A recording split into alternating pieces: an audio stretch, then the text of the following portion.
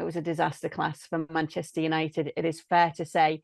And I know you were keen, Janusz, to discuss Ten Hag's choices before and after the game. Manchester United named the same 11 that beat Arsenal almost a month ago. Marcus Rashford fits again to come into this game. Anthony in attack, Cristiano Ronaldo, and Casemiro on the bench. So let's first talk about his choices before the game. Well, I think, everybody said about the Arsenal game. I think what he's made a mistake is that instead of looking at the Arsenal game, he should have looked at the Liverpool game. Should he not? I mean, what was happening on the radar, against Liverpool, he had to deal with Trent Alexander-Arnold and Mo Salah. Of course, before the game, you worry about that side. And here we are. If you look at Dalot and you look at Antony, non-existent. Yeah, we can talk about a beautiful goal from Antony, but he didn't do anything. And defensively on that side, they struggle so much. Well, remember Anthony Elanga, how well he played against Liverpool? And there was a lot of talk in the press before that game that Elanga perhaps with Sancho or maybe even, change that somehow. But Elanga was one of those players that, look, you knew that Manchester United were not going to have the ball. And especially playing away from home. I suppose if these were the choices at Old Trafford, to some degree, you can think it's a different dynamic, right? In the stands, I mean, you feel you fence a little bit. It's a different energy where if you surprise Man City in the first 5, 10, 15 minutes, which, by the way, is a way to go against Manchester City to attack them, fair play. But this wasn't at Old Trafford. So everybody's looking into that Arsenal game, and I'm thinking, no, look at the Liverpool win. That was the place, because you're always going to have to chase. And I think Elanga defensively would have given you far more. Now, you can say it wouldn't have mattered, right? And here we are. We get onto another subject. Sometimes veterans help you.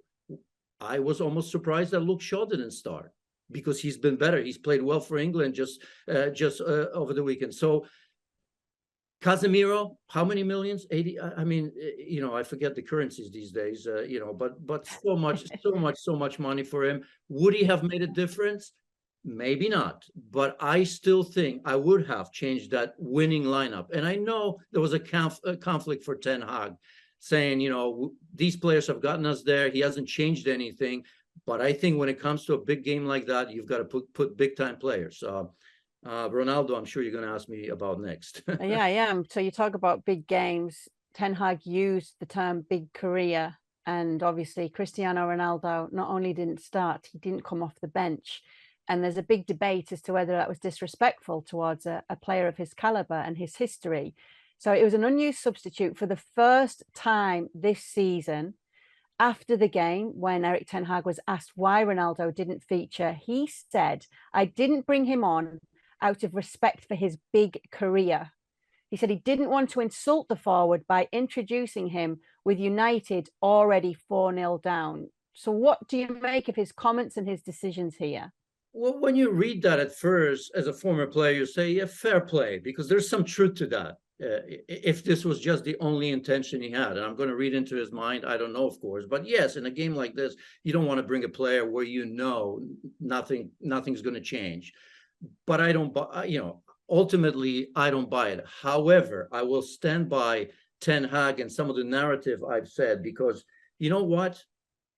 And I've seen some important figures, talking about Cristiano Ronaldo, that he should have shown him more respect. He should have played him from the start look, bottom line for me is Ten Hag does not owe anything to Cristiano Ronaldo. Zero, zilch. Here's a player who was doing absolutely everything to leave Manchester United in the offseason. Didn't want to be there. I think we all know it. And Ten Hag comes in, understands that there's no future with Cristiano Ronaldo. And I'm not even talking about the high pressing. It's just the fact that, of course, the way he wants to play and the way he wants to build Manchester United is for the future. And there is no future for Cristiano Ronaldo at Manchester United, even if he somehow stays for seasons to come. So I don't have a problem with that in general, but I think the explanation was uncalled for. I don't even know why he got into that in a way, even though somehow I can understand that Ten Hag in his own head probably thought that. And I kind of like him for thinking that and saying it, that, yeah, in a way, it would have been disrespectful because there would have been nothing that he would have done. By the way, this was also disrespectful to Anthony Martial to a degree. And he came in and did make a difference, didn't he? A little bit of a difference. Yeah, I mean, what difference he could make, right? It's just such an interesting situation. So do you think, had Ronaldo kept his mouth shut during the summer, that this might have been a bit of a different story? No, I don't think it would have been a different story, but I just want to make sure that, yeah, that I think people understand that, you know, if you don't want to be part of the team, then I suppose you can understand why you're not there. By the way, I haven't seen Ronaldo say anything. This is a narrative that comes from the fans and from the pundits as well. And here we are trying to kind of read into it and explain it all. You know, Cristiano Ronaldo, I'm sure will have a say about that to some degree, but I don't know if that makes a difference. I also think that he could have easily started him in that game because pressing here, for those that care, was never going to be an issue. Manchester United was never going to press with, I mean, we saw it even without Cristiano Ronaldo. They never saw the ball. And this is against Manchester City, by the way, that was missing Rodri in the center of the pitch, right? Because now we have to talk about, you know, we've talked about Casemiro. Why not play him there? You're looking at Rodri, who for me and for my money is the best player in the world in that position. And it's not even close, right? I'm sure I'm going to get pushed back here, but come on, bring it on, because I don't see it. And you know, because we're going to have to get onto different games as well. I see two center backs in Akanji, who just got there, Ake, who really was never a first choice, but has been playing well. Imagine this. I mean, you still have Laporte, who's just coming back. You have Ruben Dias in there. You have John Stones, who's been very good. He got injured. So all of a sudden, even not having your first choice center backs doesn't make any difference in one of the biggest games in the league. Now, if that happens to Van Dijk, we've seen it happen to Liverpool. Everybody was losing their minds. If any of the top 6 teams loses 1 or 2 of their center backs, it's a built-in excuse. It's oh my goodness, we couldn't because of this or that. And here we are with Manchester City, just in case you wondered who the favorites are. Yeah, they'd never played a Premier League game together before as well, those two centre-backs. So last question on United.